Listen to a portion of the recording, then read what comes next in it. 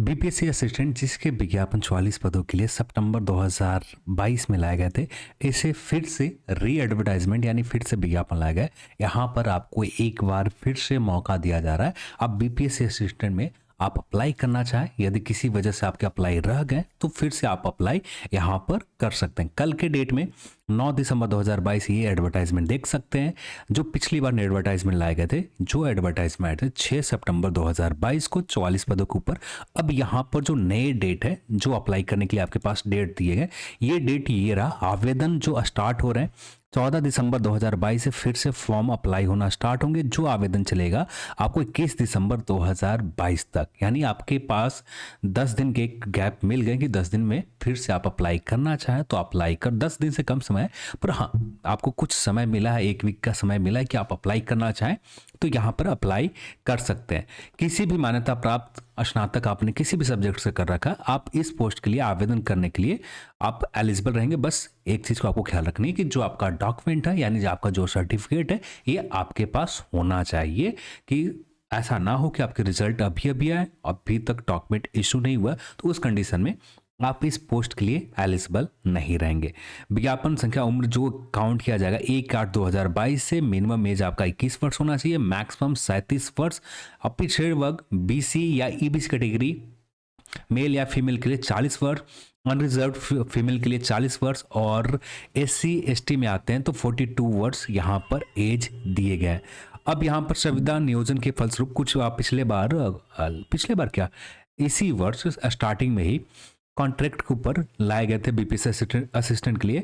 अवधि समतुल्य अवधि की छूट अधिकतम उम्र सीमा दी जाएगी। किसी भी कार्यरत वर्ष अंश को इसमें शामिल किया जाएगा। अधिकतम उम्र सीमा में छूट का दावा करने की स्थिति में सक्षम पदाधिकारी के द्वारा निर्गत प्रमाण पत्र जमा करना अनिवार्य होगा, यदि संविधान नियोजन फलस्वरूप किए गए कार्य की अवधि के समतुल्य अवधि।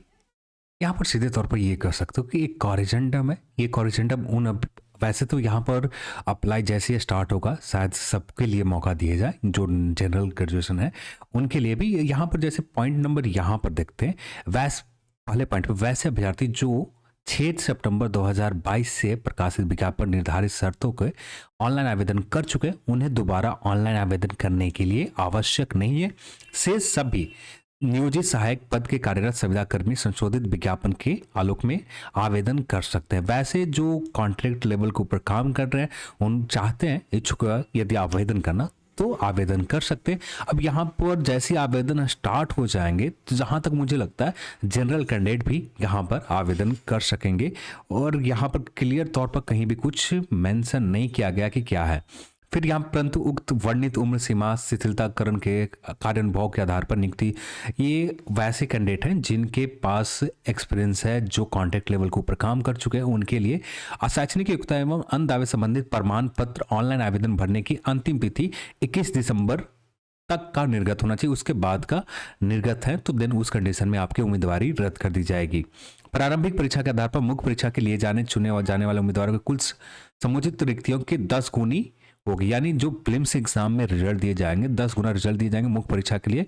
मुख्य परीक्षा के प्राप्तांक और कार्य अनुभव के अधिमानता के आधार पर आरक्षण कोटिवार मेगा सूची, यानी वैसे कैंडिडेट जिन्होंने संविदा के ऊपर अभी अप्लाई करेंगे उनके पास एक्सपीरियंस होगा, कुछ यहाँ पर एडवांटेज दिए जाएंगे।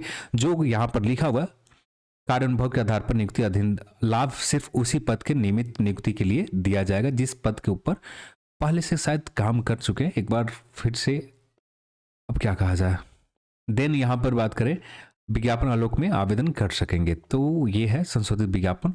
मैं तो यही कहूँगा कि जितने लोग को यदि अप्लाई कर, मुझे तो जहाँ तक लग रहा है ये सारे लोग अप्लाई कर सकते हैं। यहाँ पर मेंशन तो क्लियर किया कि वैसे अभ्यर्थी जो विज्ञापन निर्धारित शर्तों के आलोक में ऑनलाइन आवेदन पहले से कर चुके हैं, उन्हें दोबारा ऑनलाइन आवेदन भरने की आवश्यक नहीं है। शेष सभी, यानी जो पहले से शेष सभी लोग आवेदन कर सकते हैं, या वैसे इच्छुक विद्यार्थी जो नियोजित सहायक पद के ऊपर कार्यरत है, ये भी आवेदन कर सकते हैं। तो देख लीजिएगा एक बार कि आप आवेदन हो रहे हैं आपके लिए। जहां तक मुझे लग रहा है कि आप भी आवेदन कर सकते हैं जो जनरल कैंडिडेट है, और जिनके पास कभी काम कर रहे हैं, कॉन्ट्रैक्ट के ऊपर काम कर रहे हैं, वे भी आवेदन करना चाहें तो उनके लिए तो ही ये री एडवर्टाइजमेंट लाए गए। वैसे कैंडिडेट जो काम करना बीपीएस असिस्टेंट में, और उनको यहाँ पर दिए जा सकते हैं मौके, फिर से अप्लाई करने के लिए मौका दिया जा रहा है। तो ये है, आप अप्लाई करना चाहें तो अप्लाई कर सकते हैं। चलिए आज के इस वीडियो में इतना ही, और इस वीडियो को देखने के लिए आप सभी को बहुत बहुत धन्यवाद। जय हिंद।